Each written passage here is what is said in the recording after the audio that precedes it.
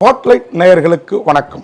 நான் உங்கள் பத்திரிகையாளர் ஆர்.எஸ். கார்த்திக். இந்த வீடியோவில் நம்ம பார்க்குறது வேறு என்ன, விஜய் தான். இனி டெய்லி ஒரு வீடியோ விஜயை பற்றி நம்ம ஸ்பாட்லைட்டில் அவருக்கு ஸ்பாட் வைக்கிற மாதிரி வரும்.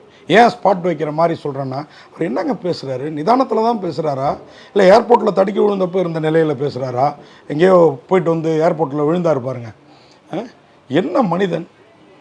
எலெக்ஷன் நெருங்கிடுச்சு, ஏப்ரல் மாதம். என்ன பேசுகிறாரு இன்றைக்கி பெரம்பூரில். முதல்ல அவருக்கு அவர் மேலே நம்பிக்கை இல்லை. அவர் ரசிகர்கள் வச்சுருக்கிற நம்பிக்கையில் கால அளவு கூட அவருக்கு அவர் மேலே நம்பிக்கை இல்லை. உண்மையை அப்படி தான் சொல்லணும். ஏன்னா நீங்கள் என்ன இப்போது ஒரு ஒரு ஒரு பிரதமர் மோடி 2 தொகுதியில் போட்டிடுறாரு, ஒரு ராகுல் காந்தி 2 தொகுதியில் போட்டிடுறாரு, ஒரு கலைஞர் கருணாநிதி 2 தொகுதியில் போட்டிட்டார் அப்படின்னா அதில் ஒரு நியாய தர்மம் இருக்குது. ஏன்னா இவங்கெல்லாம் பதவியில் இருந்துட்டாங்க, எங்கேயாவது ஒரு இடத்துல தோத்துட்டோம்னா அசிங்கமாயிடுமேனு. ஆனால் விஜய்க்கு அவ்வளோ மாதம் இருக்குது. அடுத்த முதல்வர் தமிழ்நாட்டுக்கு விஜய் தான். அவருடைய விசிலடிச்சான் குஞ்சு ரசிகர்கள்லாம், நான் இன்னமும் ரசிகர்கள் தான் சொல்வேன், தொண்டர்னு சொல்லவே மாட்டேன். ஏன்னா அவங்க இன்னும் விசிலடிச்சான் குஞ்சு மனநிலையில் தான் இருக்காங்க. சமீபமாக கூட ஒருத்தர் பேசினார், இதுமாரி அறந்தாங்கி தொகுதி எனக்கு தர்றதா சொல்லி என்னை ஒரு 60-70 லட்சம் செலவு பண்ண வச்சுட்டு இப்போ என்கிட்ட 2 கோடி ரூபா எதிர்பார்க்குறாங்க. அந்த மாவட்ட செயலாளர் ஒரு இஸ்லாமியர் ஒருத்தரோட பேரை சொல்லி பர்வேஷ் அப்படின்னு சொல்லி அவர் இப்போ அறந்தாங்கி தொகுதியில் நிற்கிறதா தகவல் வந்திருக்குன்னு. இவர் 234 தொகுதிக்கும் வேட்பாளர்களை அறிவிக்கிறதுக்கு முதல் நாள் ஒரு ப்ரெஸ் மீட் வச்சு சொன்னார். அப்போ நான் கூட நிறைய கேள்விகள் கேட்டேன். என்னென்னா நமக்கு விஜயோட இந்த வருத்தம் இதெல்லாம் கிடையாது. ஆனால் காயினுக்காகவும் காசுக்காகவும் விஜய் வாழ்க வாழ்கன்னு கூற பத்திரிகையாளர் நான் இல்லை. ஏன் இதை சொல்கிறேன் அப்படின்னா, உண்மையாகவே விஜய் மாதிரி ஒருத்தர் அரசியலுக்கு லாயக்கே கிடையாதுங்க. இன்றைக்கி பெரம்பூரில் பேசியிருக்கிறாரு அவர். இன்றைக்கி மீன்ஸ் நேற்று, இது நாளைக்கு எடிட் ஆகி வர்றப்போ பேசியிருக்கிறாரு. 4 முனை போட்டிங்களாம், 3 முனை போட்டிங்களாம், 2 பேருக்கு இடையில தான் போட்டி, ஒன்று தாவேக்கா இன்னொன்று திமுக அப்படிங்கிறாரு. என்ன ஏதாவது போதையில் கிதையில் இருந்தீங்களா? அதிமுகங்கிற ஒரு பெரிய சக்தி, பெரிய கட்சி, அது பிஜேபிங்கிற இன்னொரு பெரிய சக்தியோட சேர்ந்து கூட்டணி வச்சுட்டு எலெக்ஷனில் போட்டி போடுது. இன்னொரு பக்கம் சீமான், செந்தமிழன் சீமான்.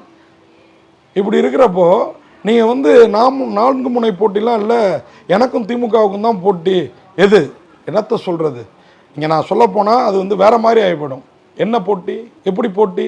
நீங்கள் இன்னும் அதிமுகவை நீங்கள் அங்கீகரிக்கல. மக்களுக்கு அது எம்ஜிஆருங்கிற ஒருத்தர் ஆரம்பித்து வச்ச கட்சின்னு அது மேலே எவ்வளோ அபிமானம் இருக்குது.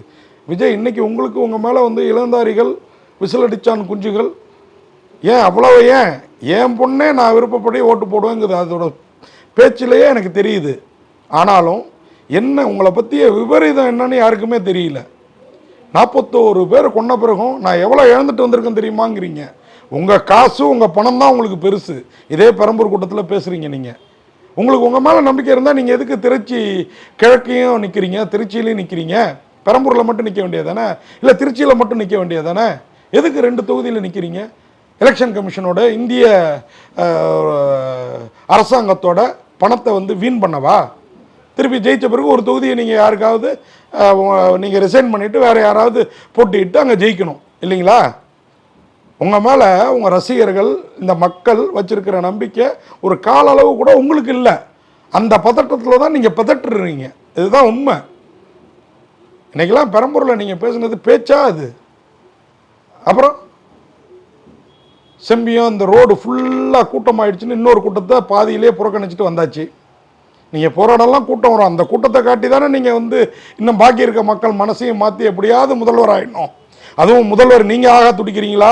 நான் அன்றைக்கி அந்த வேட்பாளராக சுயேட்சையாக நிற்க போகிறதா சொல்லிகிட்டு இருக்கிற அவர்கிட்ட கேட்டேனே, அந்த மாதிரி பிரபு நினைக்கிறேன் அவர் பேர், அவர் மாதிரி அந்த அறந்தாங்கி தொகுதியில் அவருக்கு சீட்டு கிடைக்கலன்னு. ஏற்கனவே ஒரு பெண்மணி உங்கள் வீட்டு வாசலில் அவ்வளோ பெரிய தர்ணா இருந்தாங்க, உங்கள் காரை மறிச்சாங்க. இப்படி உங்கள் உள்கட்சிக்குள்ளார அவ்வளோ பிரச்சனைகள். எப்படியாவது விஜய் கட்சியில் நின்னா ஜெயிச்சிடலான்னு உங்களுக்கெல்லாம் ஒரு எண்ணம். ஆனால் நிஜம் என்னங்கிறது உங்களுக்கு நல்லா தெரியும். திமுகவுக்கும் அதிமுகவுக்கும் போட்டியா, திமுக அதிமுக தாவேக்கா அப்புறம் சீமான் அவருடைய கட்சி, இந்த 4க்கும் போட்டியாங்கிறது எனக்கு உங்களெல்லாம் பார்க்குறப்போ உண்மையாக சீமான் பெட்ரோ அப்படின்னு தோணுது. ஏன் சொல்கிறேன் அப்படின்னா, இப்படி ஆசைப்படலையேங்க அவர். ஸ்டெப் பை ஸ்டெப்பாக இத்தனை எலெக்ஷன் தனித்து நின்று நீங்கள் உள்ளே வந்தோடனே உங்களவுக்கு அவர் மாஸ் கிடையாது ஹீரோவா. ஆனால் தமிழ் ஈழ விடுதலை அந்த விஷயத்தில் அவர் எவ்வளோ போராடிட்டு இருக்காரு, போராடினார். சில பொய்யை சொல்லியிருக்கலாம், மெய்யை சொல்லியிருக்கலாம். ஆனால் இப்படி அவசரப்படல, ஆத்திரப்படல, மாற்று நான் தான், எனக்கு உடனே ஓட்டு போட்டுருங்க, என்னை உடனே முதல்வராக்கிடுங்க, என் கூட இருக்கிற லேடியை நான் வந்து அதுக்கு மேலே ஒரு போஸ்டிங் கொடுத்து அங்கே உட்கார வச்சிடுறேன், உங்களை பற்றி இன்னும் சொல்லிகிட்டு இருக்காங்க, நீங்கள் முதல்வராக ஆசைப்படுறீங்களா, உங்களை இயக்கி வைக்கிற அந்த நடிகை பெண்மணியை முதல்வராக ஆசைப்படுறீங்களான்லாம் பேசுகிறாங்க. நீங்கள் உண்மையாக ஊழலை ஒழிக்கிற கட்சியாக இருந்தால் எதுக்காக நீங்கள் வந்து ஆதவ அர்ஜுனாவுக்கு அவ்வளோ பெரிய சீட்டை கொடுத்துருக்கீங்க? அந்த இதில் அவங்களுடைய மாமியார், அது எக்ஸாக இருக்கலாம், இன்றைக்கி உள்ள மாமியாராக இருக்கலாம், ஏதோ அவங்க அதிமுகவில் சீட்டு வாங்கியிருக்கிறாங்க. உங்களுடைய மச்சான் திமுகவில் சீட்டு வாங்கியிருக்கிறாரு. அப்போ நீங்கள் எல்லாரும் சேர்ந்து மக்களை முட்டாளாக்கிட்டு இருக்கீங்க, அதானே நிஜம்?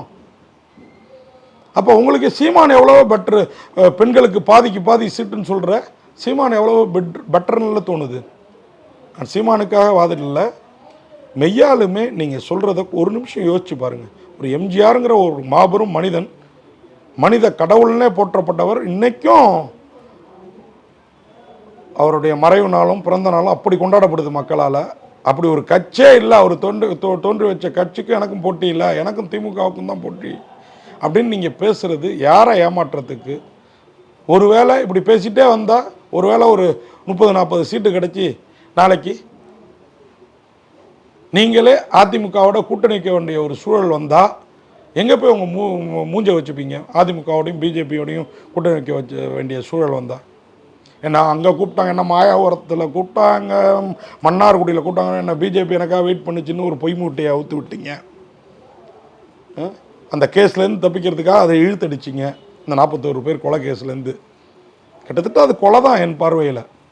ரொம்ப பேசுனேன்னா என்னை பற்றியும் கமிஷனர் ஆஃபீஸில் கம்ப்ளைண்ட் கொடுப்பீங்க, அதுக்கு நான் ஆளாக விரும்பலை. விஜய், சுய பரிசோதனை உங்களை நீங்களே செய்து கொண்டு இனி வரும் காலங்களில் நீங்கள் போட்டியிடும் பெரம்பூர் தொகுதியிலும் சரி, திருச்சி தொகுதியிலும் சரி, திருச்சி கிழக்கு தொகுதியிலும் சரி, இல்லை உங்கள் 234 வேட்பாளர்களும் நிற்கும் தொகுதிக்கு பிரச்சாரம் போனால் எனக்கும் திமுகவுக்கும் தான் போட்டி, நானும் முனை போட்டிலாம் இல்லைன்னு தயவுசெய்து பேசாதீங்க. இந்த பேச்சே உங்களுக்கு வில்லனாகிவிடும் அப்படிங்கிறத சொல்லி, ஏன்னா வில்லனை நீங்கள் சினிமாவில் அடித்து நொறுக்கின மாதிரி அரசியலில் அடித்து நொறுக்கிட முடியாதுங்க. அந்த பேச்சு, உங்கள் பேச்சே உங்களுக்கு வில்லன் ஆகிடும்.